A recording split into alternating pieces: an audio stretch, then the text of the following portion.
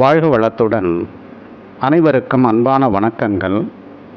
எல்லாம் வல்ல இறைவனின் திருவடிகளை என்னுடைய மனம் மொழி மெய்களால் போற்றி பணிகின்றேன். நம்முடைய வாழையடி வாழை யூடியூப் சேனலில் இன்றைய பதிவின் தலைப்பு பிரதோஷ வழிபாடு. சிவன் ஆலயங்களில் நிகழ்த்தப்படுகின்ற பல முக்கிய வழிபாடுகளில் பிரதோஷ வழிபாடும் ஒன்று என்பதை நீங்கள் நன்கு அறிவீர்கள். பிரதோஷம் என்பது ஒரு வடமொழி வார்த்தை. இதற்கு நிகரான தமிழ் வார்த்தை கழுவாய். எனவே தமிழ் மீது காதல் கொண்டவர்கள், விருப்பம் கொண்டவர்கள், பற்று கொண்டவர்கள் பிரதோஷ வழிபாடு என்று கூறுவதற்கு பதிலாக இனிமேல் கழுவாய் வழிபாடு என்று கூறுங்கள். எந்த மொழி சொற்களை கொண்டு இறை வழிபாட்டை அழைப்பது என்பது இங்கு பிரச்சனை இல்லை. எந்த மொழி சொல்லானாலும் அந்த சொல் உணர்த்துகின்ற உண்மை பொருளை உணர்ந்து பயன்படுத்துகின்றீர்களா என்பதுதான் இங்கே முக்கியமான கேள்வி. முதலில் சொல்லிற்கான பொருள் புரிந்தால்தான் உங்களால் வழிபாட்டை உணர்வுபூர்வமாகவும் காதலுடன் மேற்கொள்ள இயலும். எனவே எந்த மொழி சொற்கள் ஆயினும் அதன் உண்மை பொருளை உணர்ந்து கொள்ள ஆர்வம் காட்டுங்கள் என்று கேட்டுக்கொள்கிறேன். இந்த விழிப்புணர்வு மக்களிடையே இருப்பதில்லை. எனவேதான் வருவோர் போவோர் எல்லாம் தங்களின் கருத்தை உங்களின் மீது திணிக்கின்றார்கள், உங்களை அடிமைப்படுத்துகின்றார்கள். எதை எவ்வாறு கூறினால் உங்களை எளிதாக ஈர்க்க முடியும், அடிமைப்படுத்த இயலும் என்ற வித்தையை கையில் வைத்திருக்கின்ற சிலர்தான் உங்களை ஆட்டி படைக்கின்றார்கள், ஆதாயம் அடைகின்றார்கள். உங்களுக்கும் கூட அவர்களைத்தான் பிடித்திருக்கிறது. நீங்களும் அவர்களைத்தான் நம்புகின்றீர்கள் என்பது கூடுதல் பலவீனம். பிரதோஷம் என்ற சொல்லை பதம் பிரித்து பார்த்தால் பிர கூட்டல் தோஷம் என்று வருகின்றது. இதில் பிர என்பது மிக பிரம்மாண்டமான, மிக பெரிய அல்லது பரந்து விரிந்த என்ற பொருளை தருகின்றது. பிரபஞ்சம் என்ற சொல்லும் கூட பஞ்சபூதங்களின் பரந்த விரிவு என்றுதான் பொருள் தருகிறது என்பதை இங்கே சற்று நினைந்து பாருங்கள். அடுத்தபடியாக தோஷம் என்கின்ற சொல், இந்த சொல்லிற்கு வடமொழி அகராதியில் 2 அர்த்தங்கள் இருப்பதாக கூறப்படுகிறது. முதல் பொருள் குற்றம் அல்லது தவறு. இரண்டாம் பொருள் மாலை நேரம் அல்லது அந்திப்பொழுது என்பதாகும். இந்த புரிதல்களுடன் தற்போது பிரதோஷம் என்ற சொல்லை பாருங்கள். மிக பெரிய குற்றம் அல்லது தவறு என்று பொருள் தருகின்றது, அல்லது மிக பிரம்மாண்டமான மாலை நேரம் அல்லது அந்திப்பொழுது என்று பொருள் தருகின்றது. தற்போது வழிபாடு என்ற வார்த்தையை பிரதோஷம் என்ற வார்த்தையின் பின்னே சேருங்கள். அதாவது பிரதோஷ வழிபாடு என்று சேர்த்து கூறுங்கள். என்ன பொருள் கிடைக்கின்றது? மிக பெரிய குற்றம் அல்லது தவறுக்கு மன்னிப்பு கோரி செய்யப்படுகின்ற வழிபாடு என்றும், மாலை அல்லது அந்தி பொழுதில் செய்யப்படுகின்ற மிக சிறப்பான அல்ல மிகப்பெரிய சிவன் வழிபாடும் என்றும் பொருள் வருகின்றது. தற்போது இங்கு நமக்கு உள்ள கேள்வி என்னவென்றால், நம்முடைய மிகப்பெரிய குற்றம் அல்லது தவறு எது என்பதுதான். இது தெரிந்தால்தானே அதை மன்னித்து அருள் புரிவாயாக என்று சிவத்திடம் அல்லது இறைவனிடம் வேண்ட இயலும். எந்த வகையிலும் மன்னிப்பே கோர முடியாத, பரிகாரமே செய்ய இயலாத மிகப்பெரிய குற்றம் எது என்று வள்ளுவர் மிக தெளிவாக கூறுகின்றார். என் நன்றி கொன்றார்க்கும் உய்வுண்டாம், உய்வில்லை செய் நன்றி கொன்ற மகற்கு என்று கூறுவதன் மூலம் செய் நன்றி மறத்தல் என்பதுதான் மிகப்பெரிய குற்றம் அல்லது தவறு என்று உறுதிப்படுத்தப்படுகின்றது. மனிதன் செய்கின்ற மற்ற குற்றங்களுக்கு அல்லது தவறுகளுக்கு கூட மன்னிப்பு உண்டு, அதாவது ஓய்வு உண்டு.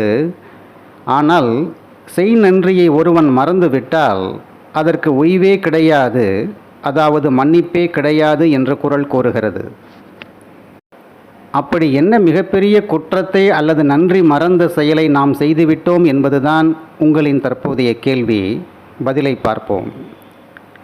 உடல், உலகம் என்று ஏதுமற்று தனித்து அனாதையாக கேவல நிலையில் கிடந்த உயிர்களுக்கு பொருத்தமான உடலை தந்து, அந்த உடல் நிலைத்து நின்று வாழ்வதற்கு அழகிய உலகத்தையும் தந்து, அந்த உலகத்தில் போக நுகர்ச்சிகளையும் நமக்கு கொடையாக தந்து இருக்கின்ற பரம்பொருளாகிய சிவத்திற்கு என்றாவது நாம் நன்றி கூறியிருக்கின்றோமா என்று பார்த்தால் இல்லவே இல்லை. சிவம்தான் முழு முதற் பரம்பொருள் என்ற உணர்வே நமக்கு இல்லாத போது எங்கிருந்து நமக்கு நன்றி உணர்வு வரும்?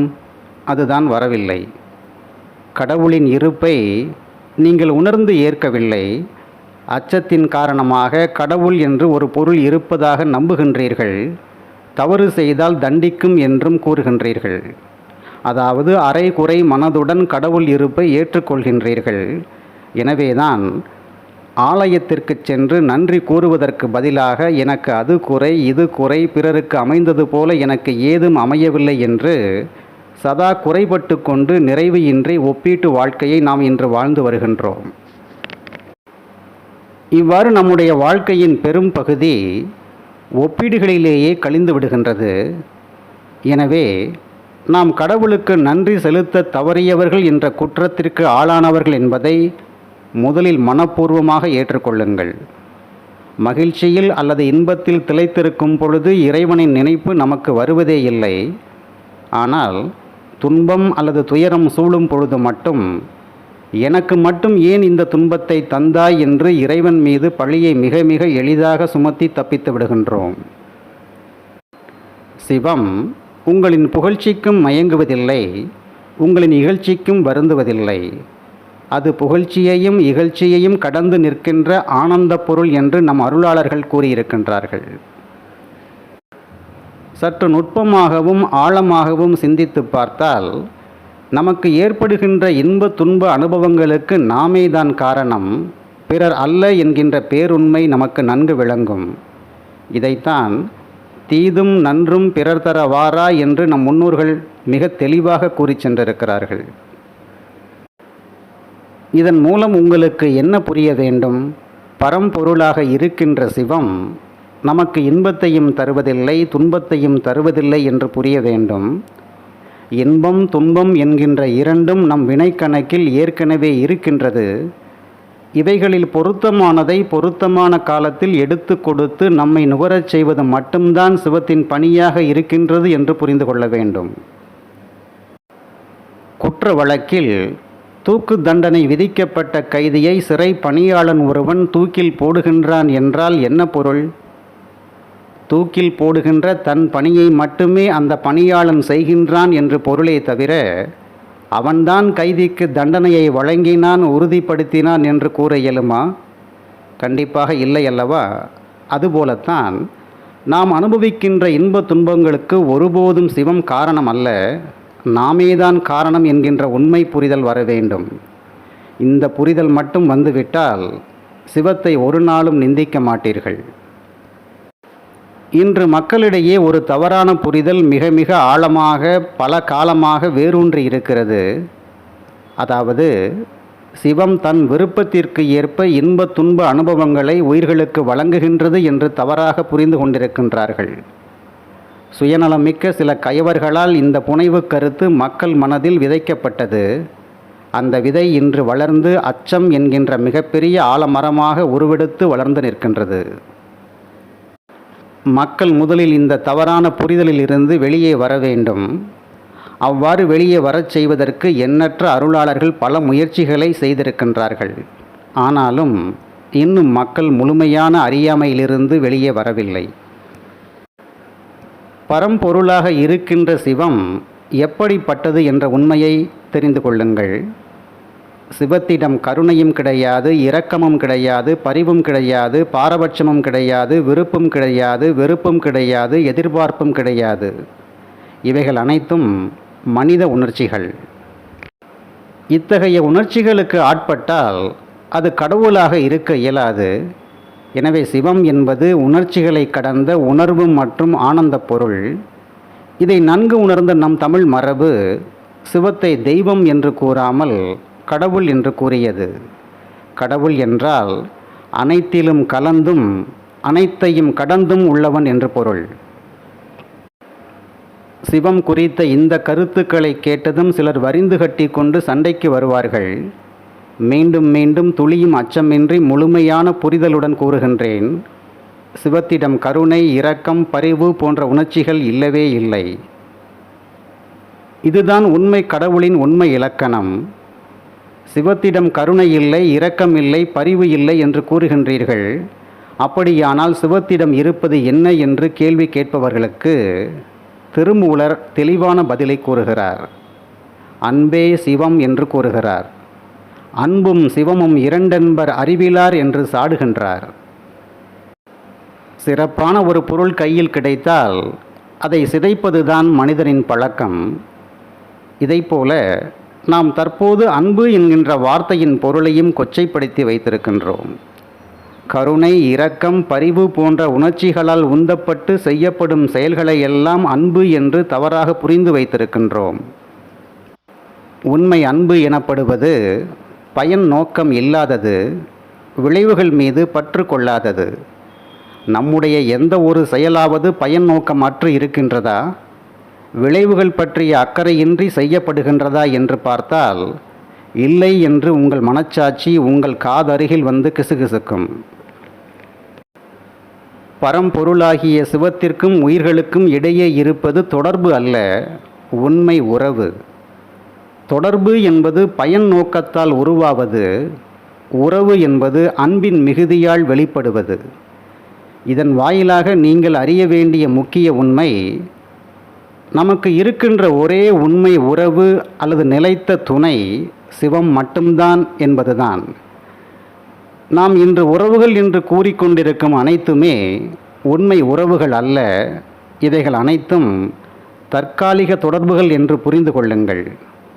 நம்முடைய தாய், தந்தை, மனைவி, மக்கள், உற்றார் உறவினர், நண்பர்கள் என்று எவராயினும் அனைத்துமே உண்மை உறவுகள் அல்ல.